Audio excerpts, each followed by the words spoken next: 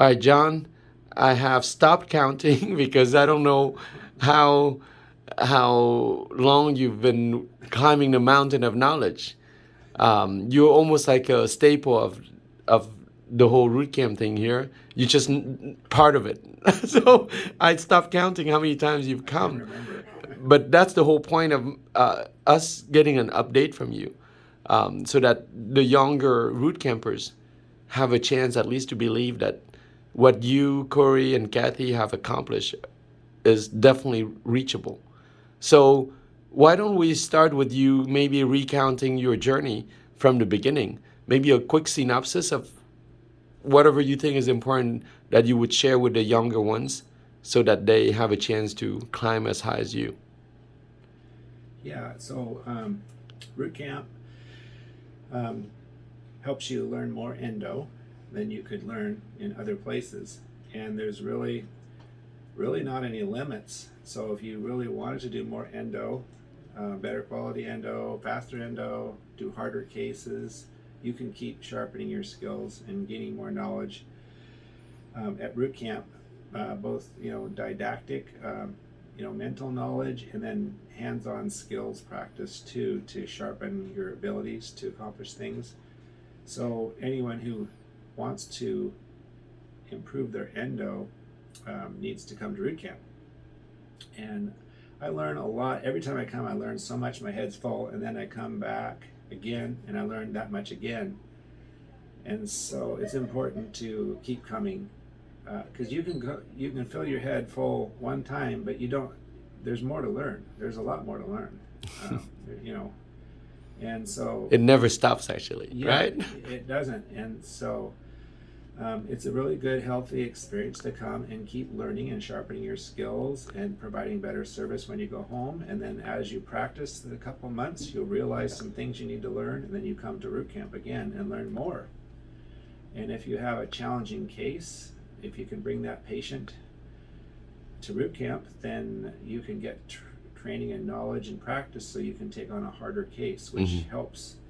Because a lot of times, if you refer those cases to an endodontist, they will send it back to be extracted. But if you bring it to root camp, you can probably fix it. Or worse, the patient will come back with an implant, right? Which is too late. It's too late. Yeah. I mean, I say it because I've seen it, and it's unfortunate because more and more endodontists are doing implants. And if they don't think they can save it, it may come back as an implant, you know.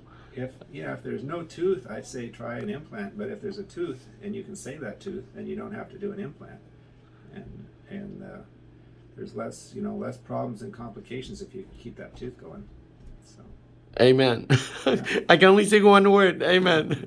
Now, you didn't start here, right? I mean, it took a lot of effort and a lot of belief or believing for you to get here, right? So, if you could recount from day one to now so that they understand how much it took you to get here.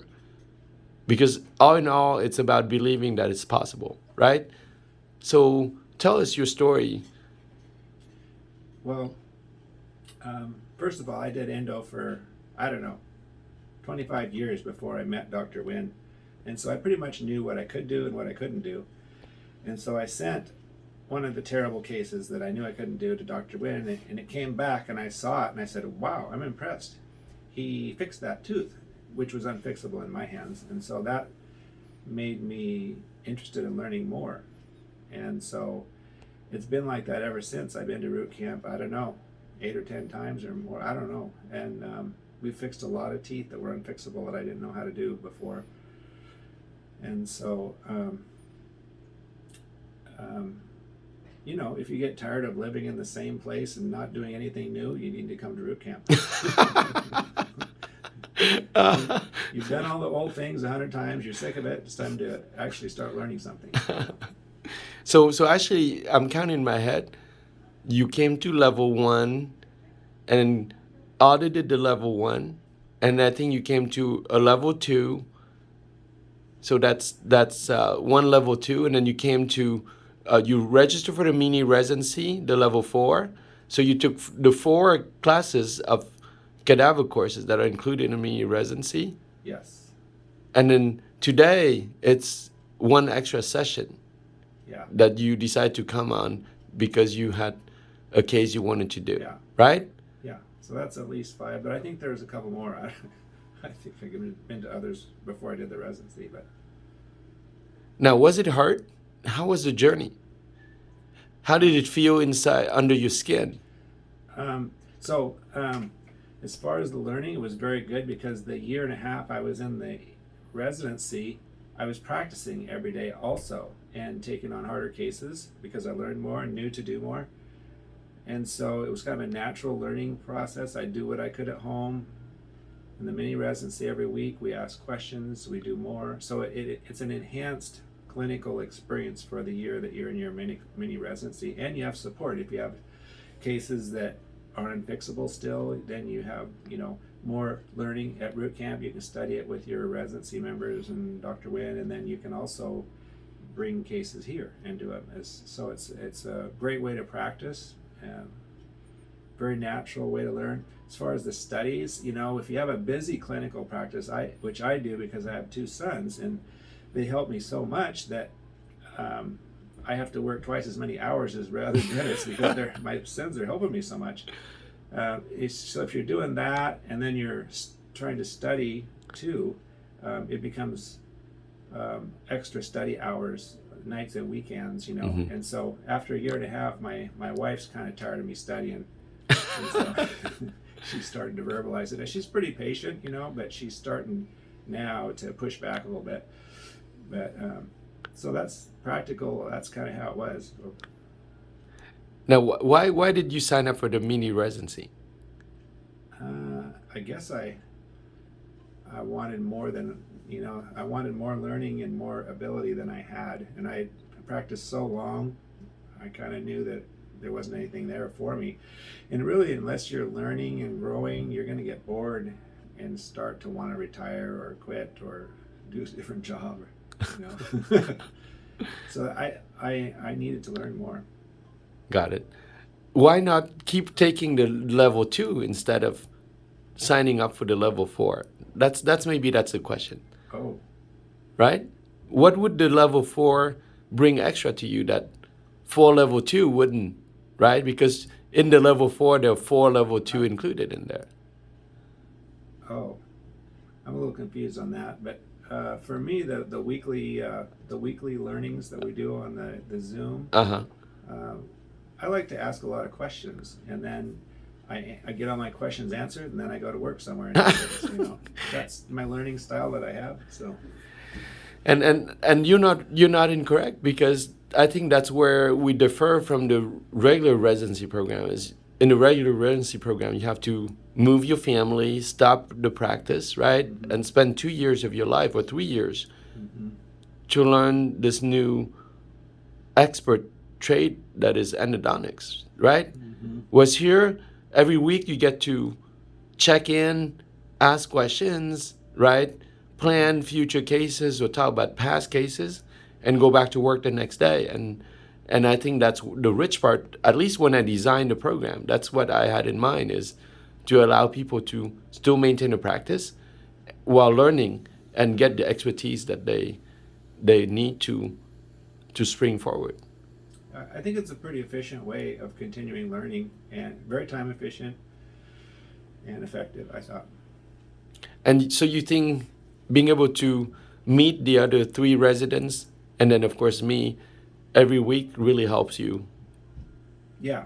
in your clinical practice? Yeah, because every week you show up with fresh questions and new challenges, and Mm-hmm.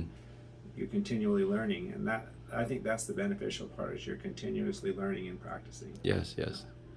And it's in the other difference is you're now going back the next day into a real clinical practice, Mm-hmm. not into a university practice where business doesn't play a role, right, and time doesn't play a role. Whereas here, the next day is you still have to produce, right, and yet attach this new learning to it. And I think that I think it works better because you're bringing new knowledge, and you're sharing that knowledge. You're teaching your patients, And once they hear what you know and what they, it gives them more options and they get more understanding and they're looking for better treatment also. So I think Mm-hmm. it really enhances the clinical practice. Got it. Has this been an enjoyable trip, John? Because sometimes it feels more like a chore than a joy for whatever thing we decide to take on, right? So how did it feel? This. It's when you're learning, you work a little harder. If you do the same thing, you don't put much effort into it. But when you're learning, you're working a little harder. Um, and so sometimes you'll feel that you're working harder. Mm-hmm. But for me, um, it's pretty fun to learn things. So for me, it's pretty fun. Yeah. Excellent. Well, Yeah. it makes me happy because as your coach, I hope it was more that than a chore. But it's always important to ask because it's you cannot assume that, you know. Now, for the younger ones who are listening out there, the hard part is to believe that they can reach this level of expertise you have reached. And to be clear, when I met you, you were doing a lot of endo, but the outcome probably wasn't as good as now. And then you didn't do any microsurgery then. And then today, I think you are more confident in the outcome. And if it still doesn't turn out and the endo or retreat that you did fail, you still have another option, which is microsurgery, right? So Yeah. those are the starting point, the end point of today. What do you tell the younger ones of how they should start their journey with that in mind? Yeah. What happens if you don't train? You'll be slowly but surely you'll be out of the game completely because your techniques and abilities will not be acceptable because your endos aren't going to last long enough, and you're not going to know what to do if they don't work well, and so you're going to slowly be out of the game. And as opposed to learning, you can provide a better quality, longer lasting, and you have more options to make things successful even if they aren't, and have better understanding. And so if you want to be in the game, you got to do the learning. So. Mm-hmm. Was it hard for you to believe, or did you ever fathom from the beginning that you could reach this level of expertise, meaning you could do apical surgery on a second lower molar or a palatal root of an upper molar? Yeah, no, I never thought any of that was possible in anyone's hands. And then a lot of the things that we've learned this year, I didn't know were possible, so I didn't really miss it because I didn't know it was there. And so, probably 2 days ago, I did a root canal on my wife Lori, and I applied all the knowledge and techniques and materials and technology, and felt really proud because I did an awesome state-of-the-art root canal for her. A great experience, and I don't know that she fully comprehends all that went into it, but I do. Mm-hmm. And so inside I feel good. Got it. What was the hardest part for you during this whole journey? The most challenging? It's a little scary taking on harder procedures. You're doing surgery on hard things that you're not even sure if you can see. So I think when you're learning, you work harder to learn, and then when you're applying it, it can be a little bit scary. And so you just kind of have to gird up your loins a little bit sometimes and do your study and everything else, and then you have to apply the knowledge and do it. But it's possible, it's possible to do. I've done a lot of upper molar apicoectomies, harder root canals than I've ever done. I can go back in my notes a couple years, and root canals that I was referring out, they never went to the referral, and I look at it again and I say, oh, well, let's schedule that. I can do that. That's happened a lot of times, because like 2 years ago, what I thought I could do and what I think I can do now is way different. So. Beautiful, beautiful. Now, when I designed the program, it wasn't to teach root canal treatment, but more so it was to change. First of all, my life changed, and that's what prompted me to design this program, to change other people's lives. And that is to work less while making still very comfortable income, and most importantly, stress less, meaning have more time and more health, the two things we can't buy. So my question to you, John, is how did that affect your journey? Were you able to get more health and more time while still making very comfortable living, or did that goal not get met? Well, I'm still kind of working on that because I work with my two sons, and there's a big transition in how we practice. But in my personal practice, I'm doing endo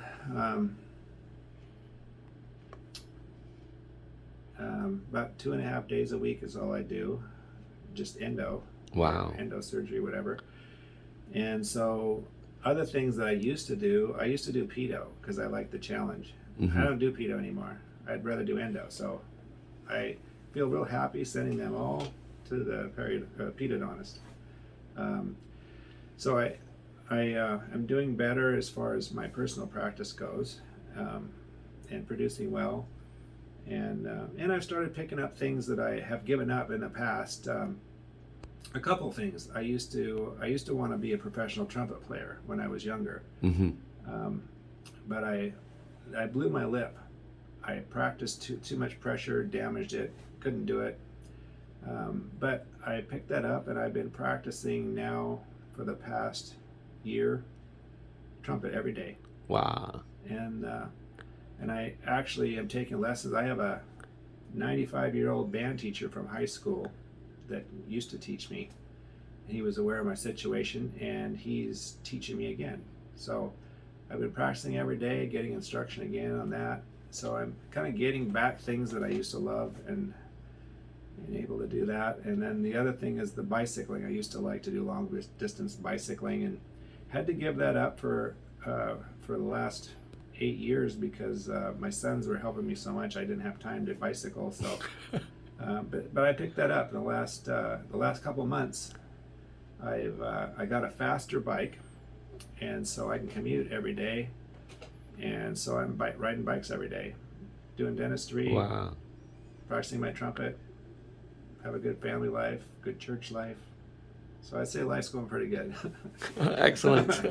Now, just to be clear, you stopped those two things, trumpet and biking, because you didn't have enough time. Am I correct? The biking for sure. The trumpet had to do with damaging my lip, and thought it was a lost cause. But then I met up with my band teacher and decided to pick it up again, and have been able to have time to pick that up again and correct the problem, and I'm correcting it. So Beautiful. So that's definitely gaining time, and of course, doing these two things will help with health. definitely. Now, let's go back to the health part, specifically with dentistry. Has endo become less stressful as you were on this journey and as your skills increase, or you feel like it's getting more stressful because you're taking on extremely difficult cases? Yeah, the cases are getting harder, and sometimes you feel the weight of that sometimes, but also the skills are improving, and so I'm able to do them. I'm able to handle them, and a lot of times it's actually easier because I'm better at it. So do you feel like it's endo has been more stressful or less stressful, more enjoyable or less enjoyable? I feel happier about what I'm doing it. I enjoy doing it more because I feel like Yay. I can contribute. I can do a better job. So I feel happier inside when I do it. This makes my day because I assume so, seeing you wanting to learn more and more, but I wasn't sure until you just said it right now. Yeah. Beautiful, beautiful. And last question is, what would you tell the younger ones? Anything you want. And this is with the idea that how can I help these guys climb higher on the mountain of knowledge or go further crossing this sea of learning, what would you tell them as the senior, as the one with more scars on the body? you know, what would you tell them? Yeah, I would say, do as much as you can in your practices, and then look for opportunities to come to one of the training programs here, either the level 1 or 2 or the one of the options, and then just keep practicing at home, and then come again. I agree. I think repetition is the mother of learning, as they say. Yeah, Right? yeah. There's a lot to learn. That's right. That's right. And I think there's another quote that says, knowledge is a treasure, but practice is a key to it. And what you just said just stresses on both, which is repetition and practice. So, amen to that as well. Now, let's turn around and look at the poster behind you, John. And let's kind of focus on that, because I think everyone needs to also see this. I'm going to just blow it up here, and I'm going to read it. It says, two roads diverge in a wood, and I took the one less traveled by. And that has made all the differences. And that is actually an excerpt from the poem from Robert Frost, quite well known as a poem. But people don't think of this. And I think what you and Corey and Kathy have illustrated is exactly this, is you could have taken another road, the one more traveled, the easier one, and yet you chose the one less traveled, more dangerous, harder. And I at least I see that it has made a difference for me, having you as one of the students. So thank you, John, for trusting me with the training here. And I already told you you are more than welcome to come back as often as you want. You're part of I'm the excited. program. I'm excited to come back, and I really like it, and I like learning.